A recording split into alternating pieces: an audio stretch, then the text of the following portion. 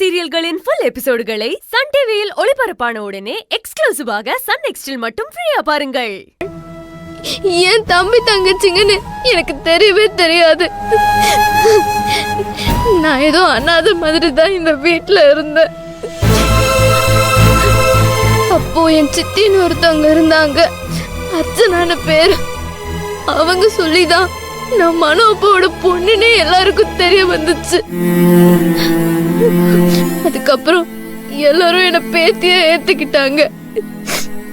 ஆனா பூர்ணிமா சித்தி மட்டும் இன்னும் என்ன அனாதன்னு சொல்லி திட்டுறாங்க. இவங்கெல்லாம் உன் தம்பி இல்ல, நீ யாருக்கோ பிறந்தவன் சொல்லி என்ன திட்டிக்கிட்டே இருக்காங்க. ஆண்டி விடு செல்லம், நான் தான் சொன்னேன்ல, எல்லாருக்கும் நம்ம நல்லது பண்ணாலும் ஒரு சிலருக்கு நம்மள பிடிக்காது. அவங்க நம்மள ஏதாவது சொல்லிக்கிட்டே தான் இருப்பாங்க. ஆனா நம்ம அவங்கள கண்டுக்கவே கூடாது.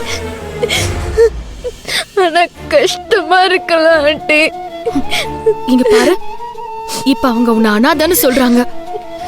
நீ என்ன அனாதையா? உனக்கு மனோ அப்பா இருக்காங்க, செவ்வந்தி அம்மா இருக்காங்க, தாத்தா பாட்டி இருக்காங்க, தம்பி தங்கச்சிங்க இருக்காங்க. அப்ப நீ அனாதை இல்லல? அப்புறம் எதுக்கு ஃபீல் பண்ணிக்கிட்டு? பூர்ணிமா சித்தி லூசு மாதிரி உளறாங்கன்னு நினைச்சுக்கோ. ஆமா இல்ல, அவ்வளவுதான். உன் சித்தி லூசு, அது அப்படிதான் உளரும். ஆமா ஆண்டி, அவங்க கொஞ்சம் லூஸ் தான்.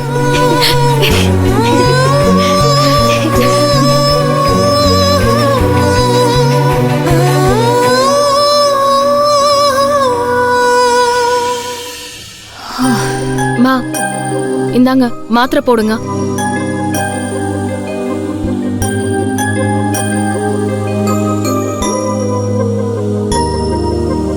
எப்படிமா இருக்கு? பரவாயில்லையா இப்போ? பரவாயில்ல சிந்து. என்ன ஏதோ யோசிச்சுட்டே இருக்க சிந்து? அது ஒன்னும் இல்லம்மா, ஒவ்வொருத்தர் கூடயும் நெருங்கி பழகுறப்பதான் அவங்க பின்னாடி இருக்கிற கதை தெரிய வருது. என்ன சிந்து, யார சொல்ற? சாயங்காலம் செவந்தி வீட்டுக்கு போனா அந்த ராட்சசி அங்க இருந்தா. அவ என்னமா இப்படி இருக்கா? குழந்தன் கூட பாக்காம செவந்தியோட பெரிய பொண்ண புடிச்சு தள்ளி விட்டுட்டா. அது போய் சோஃபா கால்ல இடிச்சு தலையெல்லாம் வீங்கி போச்சு. என்ன சிந்து சொல்ற? ஆமாமா, வேற யாருக்கும் தெரியாது. மதுவும் வெளியில சொல்லல, நானும் ஒன்னும் சொல்லல. அப்புறம் கொஞ்ச நேரம் உட்காந்து மருந்தெல்லாம் போட்டு விட்டதுக்கு அப்புறம் தான் வந்தேன். என்ன சிந்து, அவ என்ன இப்படி ஒரு பொம்பளையா இருக்கா? யாராவது குழந்தைய பிடிச்சு இப்படி தள்ளுவாங்களா?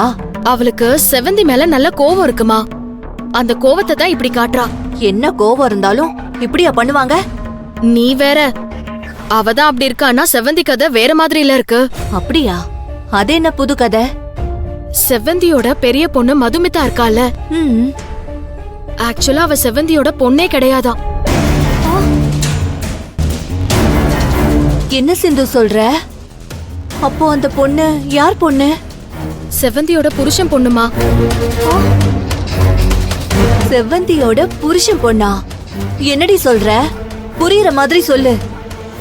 செவந்தியோட புருஷன் வேற ஒரு பொண்ணு கூட தொடர்பு வச்சிருந்திருக்கான். அந்த பொண்ணுக்கு பிறந்ததுதான் இந்த மதுமிதா. அந்த பொண்ணு செத்து போனதுக்கு அப்புறம் இந்த பொண்ண வீட்டுக்கு கூட்டிட்டு வந்து அனாதை மாதிரி வளர்த்திருக்காங்க. அந்த குழந்தைக்கு இவர்தான் அப்பான்னு எதுவுமே தெரியாது போல. கடைசியில செவந்தி புருஷனும் போய் சேர்ந்துட்டான். அந்த குழந்தை இந்த வீட்லயே தங்கிடுச்சு. செவந்தி புருஷன் சாகும்போது பெரிய உத்தம மாதிரி செவந்தி கிட்ட குழந்தைய வளர்க்க சொல்லி சத்தியம் வாங்கிட்டு செத்து போயிருக்கான். அதனால செவந்தி இந்த குழந்தைய அவ குழந்தையாவே வளர்த்துட்டு இருக்கா. நான் கூட செவந்தி அவ புருஷனை பத்தி பெருசா பெருமையா பேசும்போது ஏதோ நல்லவனா இருப்பான்னு நினைச்சேன். இப்பதான் தெரியுது அவன் பெரிய ஃப்ராடுன்னு. செவந்தி இருக்கும் போதே இன்னொரு பொண்ணு கூட சேர்ந்து சுத்தி இருக்கானா பாத்துக்கோயேன்.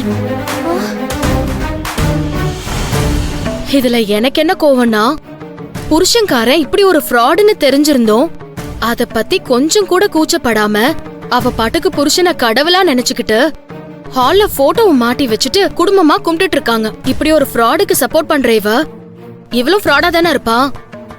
சிந்து, எதுக்கு தேவையில்லாம இதெல்லாம்? அதுக்குள்ளெல்லாம் போய் தலையிடாத. அவங்க உங்க குடும்பத்துக்குள்ள 1000 பிரச்சனைங்க இருக்கும்.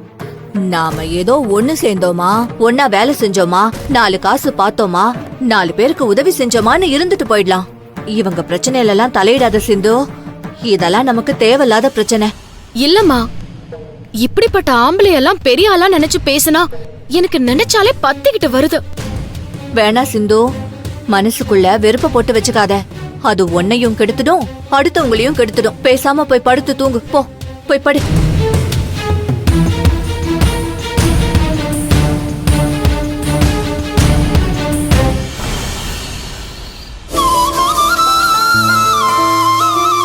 பிரேக் அடிங்க. பிரேக் அடிங்க. இன்னும் தூங்காம 3 பேரும் என்ன பண்ணிக்கிட்டு இருக்கீங்க? டைம் என்ன ஆச்சு? அப்புறம் காலையில எந்திரிச்சா அம்மா தூக்கம் வருதுன்னு சொல்ல வேண்டியது. போனு கொடு, தூங்குங்க. படுங்க. தம்பிக்கு எப்பமா மொட்டை போட போறோம்? போட்டுலாம்டா, இன்னும் 2 நாள்ல போட்டுடலாம். இன்னும் 2 டேஸ்லனா அப்ப நாங்க அன்னைக்கு ஸ்கூலுக்கு லீவ் போட்டுறலால. அப்ப லீவ் தான், ஜாலியா இருக்கும். கோயிலுக்கு போய் தம்பிக்கு மொட்டை போடுறோம். ஏய், உனக்கும் ஒரு மொட்டை போட்டுடலாமா? ஆஹா, முடியாதுக்கா. நான் எவ்வளவு கஷ்டப்பட்டு ஹேர் ஓ, வளர்த்தேன். மதுக்கா, உனக்கும் போட்டுக்கலாமா? ஏய், என்னாச்சு? என்னாச்சுக்கா? நான் தொடறதுக்கு முன்னாடி கத்துற. வலிக்குதுடா. என்னது வலிக்குதா? இங்க வா. என்னாச்சு? காட்டு. என்னது இது? என்னாச்சு நெத்தியில? ஆமாமா, ஏதோ ஆயில்மெண்ட் எல்லாம் தடவி இருக்காங்க. என்ன மது ஆச்சு? எப்படி அடிபட்டுச்சு? சோஃபால இருந்து கீழே விழுந்துட்டம்மா. கீழே விழுந்துட்டியா? என்ன மது, சின்ன குழந்தையா நீ? இல்லம்மா, தம்பியோட விளையாடிட்டு இருந்தேனா, தம்பிக்கு விளையாட்டு காட்டும் போது கை ஸ்லிப் ஆயிடுச்சு. அதான் சோஃபால இடிச்சுக்கிட்டேன். பார்த்து விளையாடலாம்ல.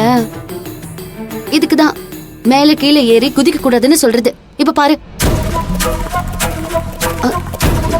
என்ன மருந்து போட்டிருக்க? யார் தடவி விட்டா?